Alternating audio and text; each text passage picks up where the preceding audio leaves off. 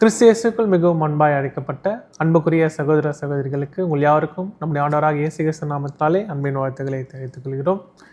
விசேஷ விதமாக இந்த திருவுகோள் நிகழ்ச்சியில் உங்களை சந்திப்பதில் மிகுந்த சந்தோஷம். நாம் கடந்த சில வாரங்களாக நம் ஆண்டவராக இயேசு கிறிஸ்துக்கு நடந்த அந்த கடைசி நாட்களில் அவருக்கு நடந்த அந்த கொடுமைகள், அவமானங்கள், பாடுகள், அநியாயமாக எப்படி அவருக்கு தீர்ப்பு செய்தாங்க என்ற விஷயத்தை குறித்து நாம் தியானித்தோம். இந்த நாளில் கூட நம் ஆண்டவராக இயேசு கிறிஸ்துவனுடைய உயிர்த்தெழுதலின் மேன்மை குறித்து நாம் தியானிக்க போகிறோம். வாங்க நிகழ்ச்சிக்குள்ள நம்ம போகலாம்.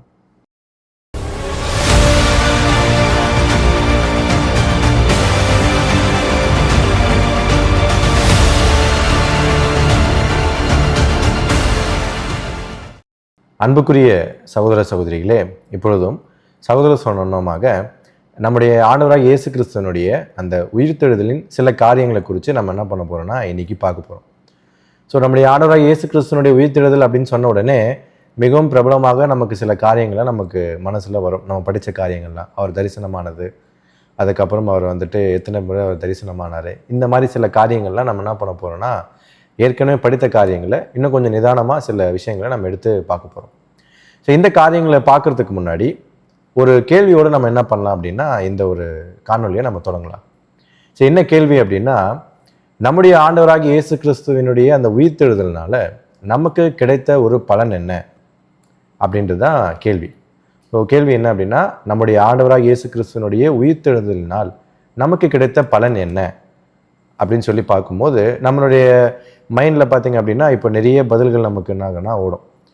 ஸோ வேதம் என்ன சொல்லுது, அவர் உயிர்த்தெழுந்ததுனால நமக்கு கிடைத்த ஒரு பலன் என்னன்றது குறித்து வசனம் நமக்கு என்ன சொல்லுது அப்படின்றத நம்ம படிச்சுட்டு அடுத்த சில காரியங்களுக்குள்ள நம்ம என்ன பண்ணலாம் கடந்து செல்லலாம். ஸோ அந்த வசனம் நம்ம படிக்கலாம் பாருங்கள். ரோமரில் 4ஆம் அதிகாரம் 25ஆம் வசனம் நம்ம படிக்கும்போது, அவர் நம்முடைய பாவங்களுக்காக ஒப்பு கொடுக்கப்பட்டும் நாம் நீதிமான்கள் ஆக்கப்படுவதற்காக எழுப்பப்பட்டும் இருக்கிறார் அப்படின்றது தான் நமக்கு சொல்லப்பட்ட ஒரு பதில். ஸோ என்ன அப்படின்னா, நம்முடைய பாவங்களுக்காக அவர் ஒப்பு கொடுக்கப்பட்டிருக்கிறாரு, அதே போல நாம் நீதிமான்கள் ஆக்கப்படுவதற்காக அவர் என்ன பண்ணப்பட்டிருக்காருன்னா எழுப்பப்பட்டிருக்கிறார். ஸோ இது ரொம்பவே ஒரு மிகப்பெரிய ஒரு காரியம். என்ன அப்படின்னா, அந்த நீதிமான்கள் ஆக்கப்படக்கூடிய அந்த விஷயங்கள் மிகவும் ஒரு பெரிய காரியம். நம்ம என்ன பண்ண போறோம்னா அதெல்லாம் பார்க்க போகிறோம். ஸோ அப்போ நாம் நீதிமான்கள் ஆக்கப்படுவதற்காக எழுப்பப்பட்டிருக்கிறார் அப்படின்னு சொல்லப்படும் போது நாம் ஏன் நீதிமான்கள் ஆக்கப்படணும் அப்படின்ற ஒரு சின்ன ஒரு விஷயத்தை மட்டும் பார்த்துட்டு இதனுடைய தொடர்ச்சியை நம்ம என்ன பண்ணலாம் அப்படின்னா அடுத்த ஒரு காணொலியில் பார்க்கலாம். ஸோ நாம் ஏன் நீதிமான்களாக்கப்படணும், என்ன ஒரு அவசியம் அப்படின்னு சொல்லி பார்க்கும்போது, நாம் நீதிமான்களாக்கப்படவில்லை என்றால் தேவனோடு நாம் என்ன பண்ண முடியாது அப்படின்னா தொடர்பு கொள்ள முடியாது. ஏன்னா பாவிகளுக்கு தேவன் என்ன பண்ண மாட்டார்னா செவி கொடுக்க மாட்டார். அப்போ தேவனோட தொடர்பு கொள்ள முடியாது அப்படின்னா தேவனுடைய தெய்வீக திட்டங்களையும் நம்மளால என்ன பண்ணிக்க முடியாதுன்னா புரிஞ்சு கொள்ள முடியாது. அப்போ இது எல்லாமே நமக்கு தேவை. நம்ம தேவன்கிட்ட தொடர்பு கொள்ளணும், நாம் தேவன்கிட்ட மறுபடியும் அந்த இழந்த அந்த உறவை மறுபடியும் நாம் பெற்றுக்கொள்ள வேண்டுமானால் கிறிஸ்து உயிர்த்தெழுப்பப்படணும். அதனால் நாம் நீதிமான்களாக்கப்படுவோம். பின்பு தான் இந்த காரியங்கள்லாம் நமக்கு நடக்கும். ஸோ ரொம்பவே நம்முடைய வாழ்க்கையில் முக்கியமான ஒரு விஷயம் தான் இந்த நீதிமான்களாக்கப்படக்கூடிய காரியம். ஸோ இதுக்காக நம்முடைய ஆண்டவராக இயேசு கிறிஸ்து எழுப்பப்பட்டிருக்கிறார் அப்படின்றத வசனம் நமக்கு என்ன பண்ணணும்னா ரொம்ப தெளிவாக சொல்லிடுச்சு. அப்போது கிறிஸ்து உயிர்த்தெழுந்ததினால் நமக்கு கிடைத்த பலன் என்ன அப்படின்னா, நாம் நீதிமான்களாக்கப்பட்டிருக்கிறோம் அப்படின்றத நம்ம என்ன பண்ணிக்கலாம் நினைவில் வச்சுக்கலாம். இப்போது அடுத்து ஒரு சில காரியங்கள் நம்ம என்ன கவனிக்கலாம் அப்படின்னு சொல்லி பார்த்தீங்கன்னா, நம்முடைய ஆண்டவராக இயேசு கிறிஸ்து உயிர்த்தெழுந்த பின்பு அவர் எத்தனை முறை தரிசனமாக தன்னை என்ன பண்ணார்னா வெளிப்படுத்தினார் அப்படின்றத நம்ம என்ன பண்ண போகிறோம்னா கவனிக்க போகிறோம். ஸோ பைபிளில் நம்ம படிக்கும் போது அந்த 4 சுவிசேஷங்கள்லையும் பார்த்தீங்க அப்படின்னா அங்கங்கே சில காரியங்கள் என்ன பண்ணப்பட்டிருக்குன்னா சொல்லப்பட்டிருக்கும். ஸோ அந்த சொல்லப்பட்ட அந்த காரியங்களை நம்ம என்ன பண்ண போகிறோம் அப்படின்னா ஒரு கோர்வையாக எத்தனை தரிசனங்கள் அவர் தன்னை காண்பித்தார், தரிசனமாக தன்னை காண்பித்தார் அப்படின்ற அந்த ஒரு காரியங்களை நம்ம என்ன பண்ண போகிறோம்னா பார்க்க போகிறோம். ஸோ மொத்தம் எத்தனை வெளிப்படுத்தல் அவர் காண்பித்தார் அப்படின்னு சொல்லி பார்க்கும்போது 11 முறை அவர் என்ன பண்ணார்னா தன்னை வெளிப்படுத்தியிருக்கிறார் அப்படின்னு சொல்லி பார்க்குறோம். ஸோ 4 சுவிசேஷங்களுடைய காரியங்களையும் நம்ம ஒன்றாக இணைத்து படிக்கும்போது 11 முறை அவர் என்ன பண்ணியிருக்காருன்னா தன்னை வெளிப்படுத்தியிருக்கிறார். ஸோ அது என்னென்ன அப்படின்றத மட்டும் நம்ம என்ன பண்ணலாம்னா 1 by 1 பார்க்கலாம். ஸோ அது என்னென்ன அப்படின்னு சொல்லி பார்க்கும்போது ஃபஸ்ட்டு பார்த்தீங்க அப்படின்னா மரியாள் அப்படின்றவங்களுக்கு என்ன பண்ணுறாருன்னா அவர் தரிசனமாகிறாரு.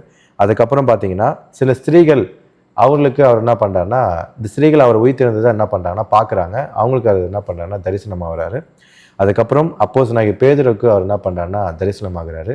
அதுக்கப்புறம் எம்மாவூர் சீஷர்கள், அதாவது எம்மாவூருக்கு போகக்கூடிய அந்த 2 சீஷர்களுக்கு தன்னை என்ன பண்ணார்னா அவர் வெளிப்படுத்தினார் அப்படின்னு சொல்லி பார்க்குறோம். அதுக்கப்புறமா தோமா இல்லாத நேரத்தில் சீஷர்களுக்கு, அப்போஸ்தலர்களுக்கு தன்னை என்ன பண்ணார்னா அவர் வெளிப்படுத்தினார். அதுக்கப்புறம் தோமா இருக்கும்போது தன்னை என்ன பண்ணார்னா அவர் வெளிப்படுத்தினார்னு சொல்லி பார்க்குறோம். அதுக்கப்புறம் பார்த்தீங்கன்னா கலிலேயா கடல் அருகே இருக்கக்கூடிய அந்த 7 பேர் அங்கே இருப்பாங்க சீஷர்களில்.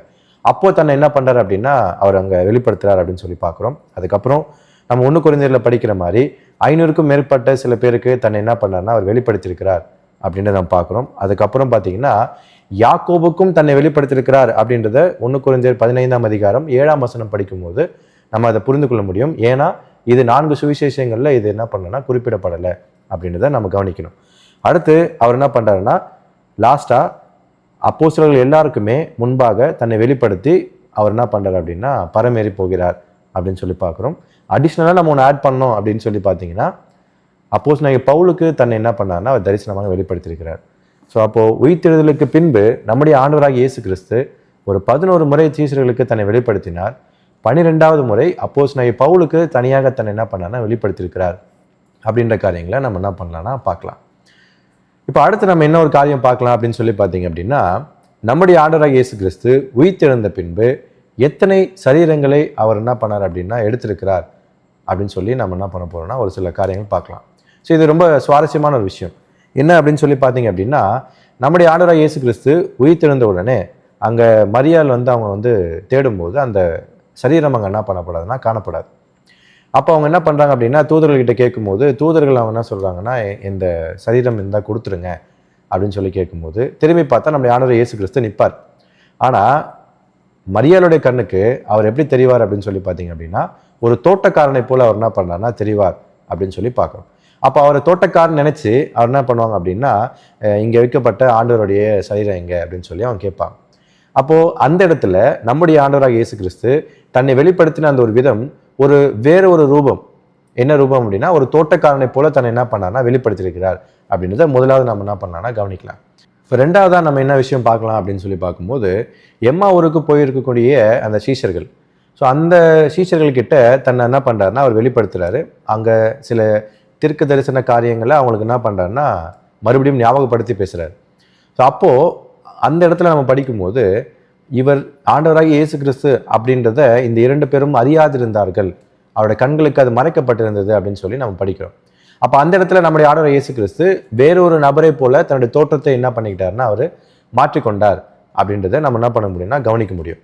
அடுத்து 3வதாக நம்ம சில விஷயங்களை கவனிக்கும் போது எங்கே படித்து நம்ம புரிஞ்சுக்கலாம் அப்படின்னு சொல்லி பார்த்தீங்கன்னா, நம்முடைய சீஷர்கள் எல்லாருமே கிறிஸ்து உயிர்த்தெழுந்துட்டார், அந்த சரீரம் காணப்படவில்லை அப்படின்னு ஒரு பயத்தில் கதவையெல்லாம் பூட்டி கொண்டு அவங்க உள்ளே உட்கார்ந்துட்டு இருக்கும்போது நம்முடைய ஆண்டவர் இயேசு கிறிஸ்து உங்களுக்கு சமாதானம் உண்டாவதாக அப்படின்னு சொல்லி உள்ளே டைரெக்டாக என்டர் ஆகிடுவார்.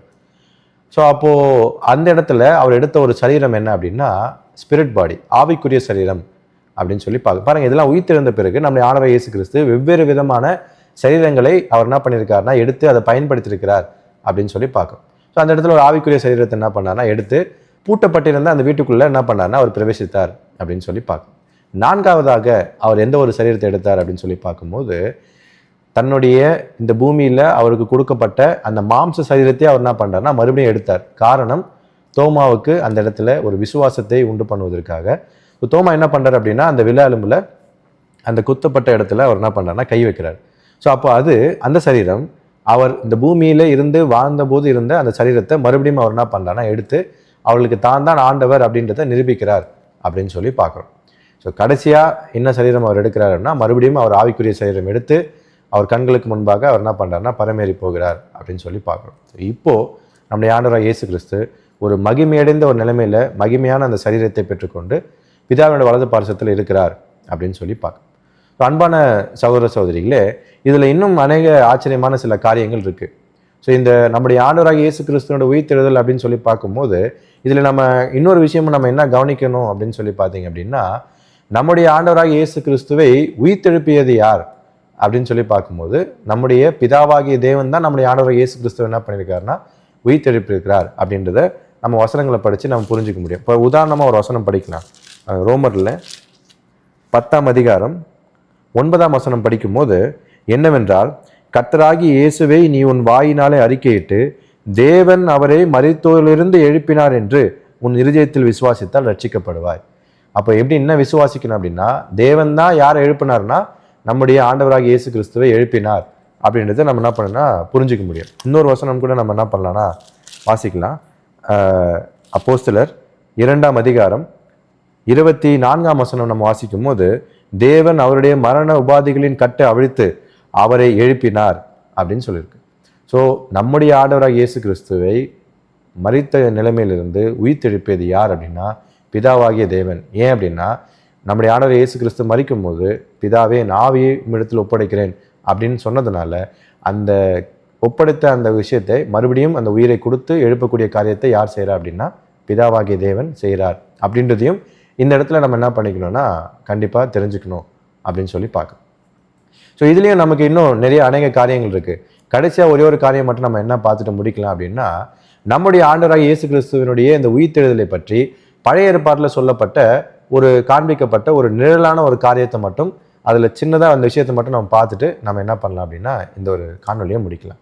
ஸோ என்ன அப்படின்னு சொல்லி பார்க்கும்போது, நம்முடைய ஆண்டவராகிய இயேசு கிறிஸ்து இந்த 3ஆம் நாளில் உயிர்த்தெழுவார் அப்படின்ற ஒரு காரியத்தை குறித்து பழைய ஏற்பாட்டில் காண்பிக்கப்பட்ட ஒரு நிழல் என்ன அப்படின்னு சொல்லி பார்த்தீங்க அப்படின்னா பாருங்கள், படிக்கலாம். லேவியராகமம் 23ஆம் அதிகாரம் 8ஆம் வசனத்திலிருந்து சில காரியங்களை நம்ம படிக்கும்போது, 7 நாளும் கர்த்தருக்கு தகன பலியிட வேண்டும், 7ஆம் நாள் பரிசுத்தமான சபை கூடுதல், அதில் சாதாரணமான யாதொரு வேலையும் செய்யலாகாது என்று சொல் என்றார். இன்னும் கர்த்தர் மோசேயை நோக்கி, நீ இஸ்ரவேல் புத்திரருடைய சொல்ல வேண்டியது என்னவென்றால், நான் உங்களுக்கு கொடுக்கும் தேசத்தில் நீங்கள் போய் சேர்ந்து அதன் வெள்ளாண்மையை அறுக்கும்போது உங்கள் அறுப்பின் முதற் பலனாகிய ஒரு கதிர்க்கட்டை ஆசாரியனிடத்தில் கொண்டு வர கடவீர்கள். உங்களுக்காக அது அங்கீகரிக்கப்படும்படி ஆசாரியன் அந்த கதிர்க்கட்டை ஓய்வு நாளுக்கு மறுநாளில் கர்த்தருடைய சந்நிதியில் அசைவாட்ட வேண்டும் அப்படின்றது தான் என்ன பண்ணுறாருன்னா சொல்லப்பட்ட ஒரு பிரமாணம். ஸோ இது என்ன அப்படின்னா இந்த அசைவாட்டும் பலியை குறித்து சொல்லப்பட்ட ஒரு காரியம். ஸோ இங்கே நம்ம முக்கியமாக கவனிக்க வேண்டியது என்ன அப்படின்னா, ஆசாரியன்கிட்ட நீங்கள் கொண்டு வந்து கொடுக்கக்கூடிய அந்த விஷயம் என்னென்னா முதற் பலனாகிய கதிர்க்கட்டு. அப்போ இந்த முதற் பலனாகிய இந்த கதிர்கட்டுன்னு சொல்லப்படும் போது இங்கிலீஷில் பார்த்தீங்க அப்படின்னா பார்லின்னு சொல்லப்பட்டிருக்கும். ஸோ அப்போ என்னென்னா வார்கோதுமை. ஸோ அப்போ இந்த முதற் பலனாகிய அந்த வார்கோதுமை யாரை அடையாளப்படுத்துது அப்படின்னு சொல்லி பார்க்கும்போது, இந்த காரியங்கள் எல்லாமே ரொம்ப ஒரு ஆழமான காரியங்கள். நம்ம இதனுடைய முக்கியமான சில பார்ட் மட்டும் நம்ம என்ன பண்ணலாம் எடுத்து பார்க்கலாம். ஸோ இந்த முதற் பலன் யார் அடையாளப்படுத்துது அப்படின்னு சொல்லி பார்க்கும்போது பாருங்கள், 1 கொரிந்தியரில் 15ஆம் அதிகாரம் 20ஆம் வசனம் படிக்கும்போது, கிறிஸ்துவோ மரித்தோரிலிருந்து எழுந்து நித்திரை அடைந்தவர்களில் முதற் பலனானார். ஸோ அப்போது நம்முடைய ஆண்டவராக இயேசு கிறிஸ்து என்ன அப்படின்னா ஒரு முதற் பலன். அப்போ இந்த இடத்துல அந்த அறுவடை செய்த பின்பு கொண்டு வரக்கூடிய அந்த முதற் பலன் யாரை அடையாளப்படுத்துது அப்படின்னா நம்முடைய ஆண்டவராக இயேசு கிறிஸ்துவை என்ன பண்ணுதுன்னா அடையாளப்படுத்துது. இந்த முதற் பலனை கொண்டு வந்து வச்சுட்ட பிறகு இதை எப்போ அசைவாட்ட வேண்டும் அப்படின்னு சொல்லி பார்க்கும்போது 11ஆம் வசனத்தில் சொல்கிறாரு, ஆசாரியன் அந்த கதிர்க்கட்டை ஓய்வு நாளுக்கு மறுநாளில் கர்த்தருடைய சந்நிதியில் அதை அசைவாட்ட வேண்டும். இதை அப்படியே நம்ம கம்பேர் பண்ணி படிக்கும்போது நம்முடைய ஆண்டவராக இயேசு கிறிஸ்து எப்போ உயிர்த்தெழுந்தார் அப்படின்னு சொல்லி பார்க்கும்போது அவர் ஓய்வு நாளுக்கு மறுநாள் அவர் என்ன பண்ணுறாருன்னா உயிர்த்தெழுகிறார். ஸோ யூதர்களின் முறைமைப்படி ஓய்வு நாள் சனிக்கிழமை. ஸோ அடுத்த நாள் அந்த சண்டே, ஸோ அதுதான் வாரத்தின் முதலாம் நாளில் அப்போ தானே போய் பார்க்குறாங்க. ஸோ அந்த டைம் தான் வந்து பார்த்திங்கன்னா இங்கே சொல்லப்படுது என்னென்னா ஓய்வு நாளுக்கு மறுநாள். ஸோ அப்போது இந்த கதிர்கட்டுன்ற காரியங்களை குறித்து நம்ம என்ன புரிஞ்சுக்கலாம் அப்படின்னா, இங்கே முதற் பலனாக கொண்டு வரக்கூடிய இந்த காரியம் நம்முடைய ஆண்டவராக இயேசு கிறிஸ்துவை அடையாளப்படுத்துகிறது. இதை எப்போ அசைவாட்டுறாங்க தேவனுக்கு முன்பாக அப்படின்னா ஓய்வு நாளுக்கு மறுநாளில். அப்படின்னா இதை எப்படி புரிஞ்சுக்கலாம் அப்படின்னா, கிறிஸ்து எப்போ உயிர்த்தெழுந்தார் அப்படின்னா ஓய்வு நாளுக்கு மறுநாளாகிய வாரத்தின் முதலாம் நாளில் அவர் என்ன பண்ணுறாருன்னா உயிர்த்தெழுகிறார் அப்படின்ற அந்த ஒரு காரியத்தை நம்மளால் என்ன பண்ணிக்க முடியும்னா புரிஞ்சிக்க முடியும். இந்த மாதிரி சில உதாரணங்களும் சில தீர்க்க தரிசனங்களும் நம்முடைய ஆண்டவராகிய இயேசு கிறிஸ்துவோட உயிர்த்தெழுதலை பற்றி என்ன பண்ணப்பட்டிருக்குன்னா சொல்லப்பட்டிருக்கு. ஸோ இதுதான் நம்ம இன்னைக்கு கவனிக்கக்கூடிய இந்த காரியம்.